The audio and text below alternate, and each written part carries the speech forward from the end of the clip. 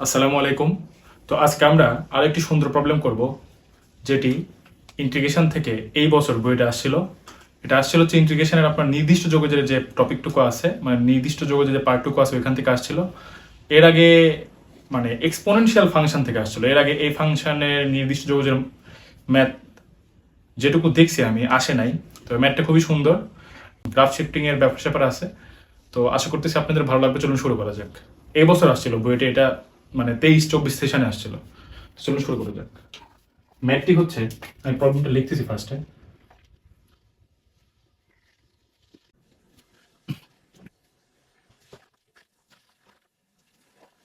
One minus y, y equal to minus two এবং y equal to one দ্বারা আবদ্ধ ক্ষেত্রে কত? এটা আসলে হচ্ছে আপনার বইয়ের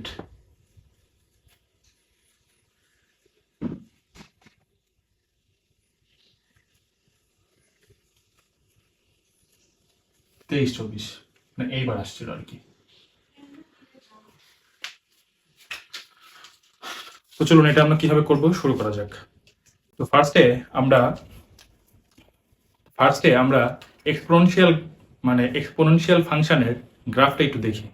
চলো, তো এক্সপোনেনশিয়াল ফাংশনের যে গ্রাফটা, এটা আপনারা এভাবে দেখতে পারেন। যেহেতু 23 ব্যাচের আর কি, 23 ব্যাচের ফাংশন চ্যাপ্টারটা ছিল না, তারপরেও ইন্টিগ্রেশনে ভালো করতে চাইলে প্রত্যেকটা ফাংশনের গ্রাফ সম্বন্ধে মোটামুটি আইডিয়া থাকা দরকার। তো দেখেন যে এক্সপোনেনশিয়াল গ্রাফের আমি যে মানে বেসিক আমি জাস্ট দেখাচ্ছি যে আপনার হচ্ছে এটা যদি অবস্থা হয়, তাহলে দেখেন এটা হচ্ছে আমার ফার্স্টে যে এই ফাংশনটা আঁকাবো, e to the y equal to e to the power x. তো এটা যে গ্রাফটা ছিল সেটা ছিল হচ্ছে এমন, এই যে এমন, ঠিক আছে? এটা এমন না আসলে, এটা যে এরকম নেমে যাবে আর কি, এমন ছিল, ঠিক আছে? তো এটা হচ্ছে y equal to e to the power x. এটার আবার যদি হয় এমন যে ধরেন এটার এই এক্স এখানে এখানে মাইনাস হয়ে গেল, সেই ক্ষেত্রে গ্রাফটা কেমন হবে? সেই ক্ষেত্রে গ্রাফটা হবে এমন, ঠিক এই ওয়াই অক্ষ বরাবর প্রতিবিম্ব হয়ে যাবে, ঠিক আছে? তো এটা হচ্ছে y equal to e to the power minus x, এই গ্রাফটা। তো আমাদের এই দুটো গ্রাফ সম্বন্ধে আইডিয়া হলে এই ম্যাথটা করা সম্ভব। আর এখানে আরো আরো দুটো হয় কিভাবে দেখেন, এইখানে সামনে দেখেন এইটা y equal to minus e to the power x, আবার y equal to minus e to the power minus x. তো এই দুটো হয়। তো এই দুটো আপনারা ডেজমস অ্যাপস আছে ওইখান থেকে করতে পারেন, অথবা ফাংশন চ্যাপ্টারে দেখতে পারেন। তো আমাদের যে দুটো লাগবে এই ম্যাথের জন্য আমি ওই দুটো দেখাচ্ছি। তো এই গ্রাফ দুইটা আর কি হয়। ঠিক আছে, চলুন আমরা পরবর্তী ধাপে যাই। তো আমি এটা মুছে দিচ্ছি।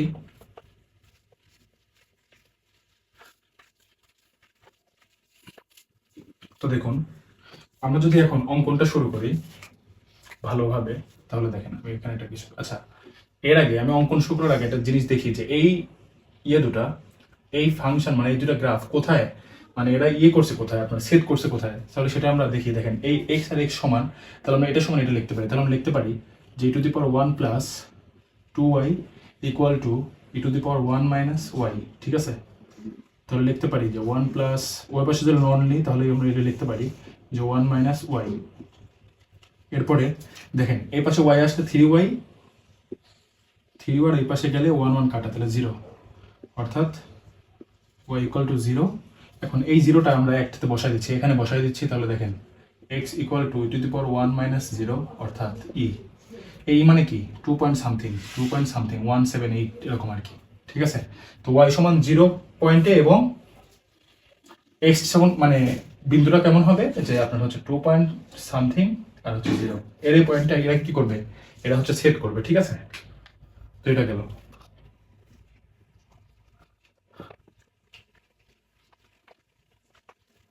দেখুন, আমরা যেহেতু এখন গ্রাফের মানে ছেদ বিন্দুটা পেয়ে গেছি, তো এখন আমরা কি করতে পারি, এখন আমরা গ্রাফ শিফটিং এর যে ব্যাপারটা আছে, গ্রাফটা কোন দিকে যাবে, এক্স এক্স মানে কোন পয়েন্ট দিয়ে যাবে, সেটা আমরা কিছু টেকনিক্যাল ব্যাপার স্যাপার দিয়ে নির্ণয় করতে পারি। বেসিক মানে গ্রাফ শিফটিং এর যে হাতে কিভাবে গ্রাফ শিফটিং করতে হয় এটা আপনারা জানেন। তো সেটা দিয়ে আমরা করব। তো চলুন একটু আমরা আঁকতেছি। তো আমরা এক্স অক্ষ ওয়াই অক্ষ আঁকি।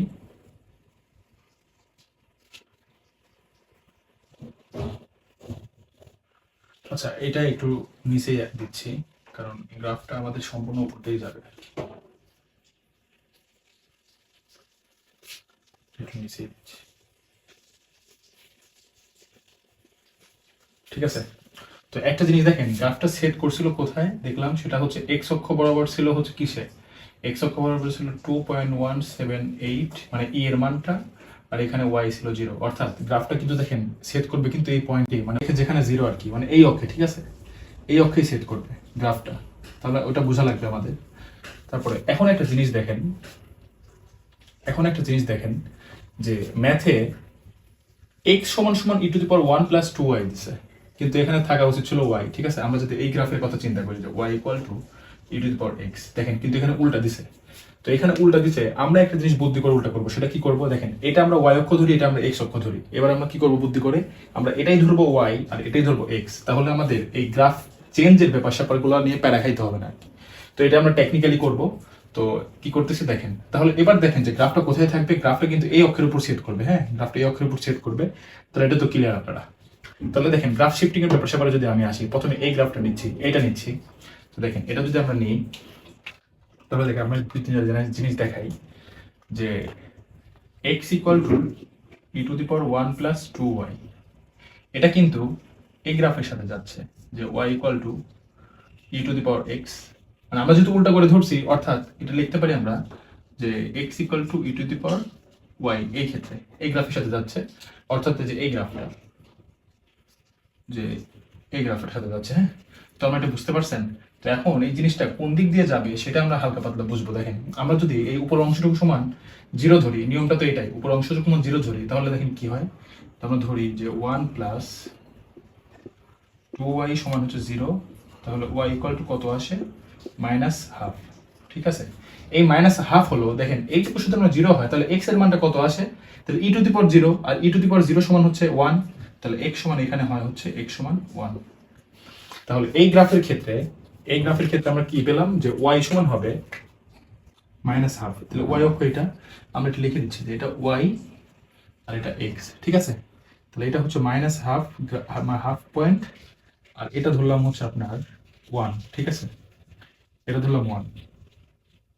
তাহলে দেখেন পয়েন্টটা কোনটায় কোন দিকে হয়, ঠিক এই বরাবর হচ্ছে, হ্যাঁ। গ্রাফটা এইভাবে যাবে আর কি। তো আমরা এখন যদি গ্রাফটা আঁকি, তাহলে দেখেন কেমন হয়, ঠিক আছে, গ্রাফটা এইভাবে যাবে। এইটুকু তো আপনার ক্লিয়ার হলেন, গ্রাফটা এইভাবে যাবে, এটা আরো উপর দিয়ে যাবে, আমরা জাস্ট আঁকাচ্ছি আর কি, আঁকানোর জন্য আঁকাচ্ছি, ঠিক আছে ভাই। তো এখন পরেরটা দেখেন, পরেরটাতে যদি আমরা আসি, এইটা যে এটা আছে কি, x equal to e to the power 1-y, তাহলে 1-y সমান আমরা ধরতেছি 0, তাহলে 1-y সমান যদি 0 ধরি, তাহলে y ইকুয়াল টু আসে হচ্ছে 1, সেক্ষেত্রে x এর মানটা 1 আসে, কিভাবে দেখেন আপনারা, এইটুকু সমান যদি 0 হয়, তাহলে ই to the power 0 R E to the পাওয়ার 0 সমান x সমান 1, তাহলে এইটার পয়েন্ট আসে। তাহলে এবার একটা কাহিনী ঘটবে, দেখেন এবার y সমান 1 হবে, তাহলে x সমান 1, y সমান 1, তাহলে এরকম একটা মাঝামাঝি এরকম একটা পয়েন্ট হবে, তাহলে পয়েন্টটা হচ্ছে যে এই জায়গায়, গ্রাফটা এইভাবে যাবে। সেট কিন্তু এখানেই করবে ভাই, সেট কিন্তু এখানেই করবে, এটা মাথায় রাখেন, সেট কিন্তু এখানে করাই লাগবে, দেন তারপরে এইভাবে যাবে, এটা যত বড় হয় হোক। তো গ্রাফটা গ্রাফটা দেখেন কেমন হবে, এটা অনেক দূরে চলে যাবে, হ্যাঁ,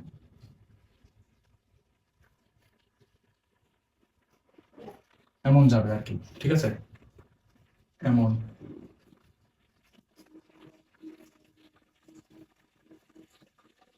ঠিক আছে, এভাবে যাবে। তো এই পাশে দেখেন, এখন আমাদের বলছিল, তো এটা যদি আমরা আরেকটু এইদিকে বাড়া করে দিই, ঠিক আছে, এইভাবে যাবে। তো এখন আপনারা বুঝতে পারছেন যে কোনটা কোন গ্রাফ, এটা আমাদের একটু লিখতে হবে। আমরা লিখতেছি এটা কোনটা কোন গ্রাফ, আমরা একটু লিখতেছি, দেখেন যে এই গ্রাফটা হচ্ছে y equal x equal to e to the power 1+2y graph, আর এটা হচ্ছে x equal to e to the power 1-y graph, ঠিক আছে। তো এই দুইটা গেল। এখানে আরো দুইটা জিনিস আসছে, y সমান -2 এবং y থেকে 1, y সমান 1 পর্যন্ত, তাহলে y -2 আমরা দিচ্ছি এখানে, যে -2টা এখানে ধরলাম, যে -2, y সমান -2টা ধরলাম এইখানে, -2 পয়েন্ট, তাহলে দেখেন এটা এইভাবে, আর 1 পয়েন্ট তো এটা আছেই, y সমান 1 পয়েন্ট, আর এটা তো 0, কারণ যে ছেদ বিন্দুটা ছিল কি, ছেদ বিন্দুটা ছিল দেখেন 0 আর হচ্ছে ই। ঠিক আছে, এটা আমরা এখানে লিখে দিচ্ছি। এখন আমাদের যে এটা এখানে না লিখে আমরা এটা এখানে লিখি যে 0 ই, এই পয়েন্টটা। হ্যাঁ, তো এখন আমাদের যে এরিয়াটা নির্ণয় করতে হবে, সেই এরিয়াটা হচ্ছে যে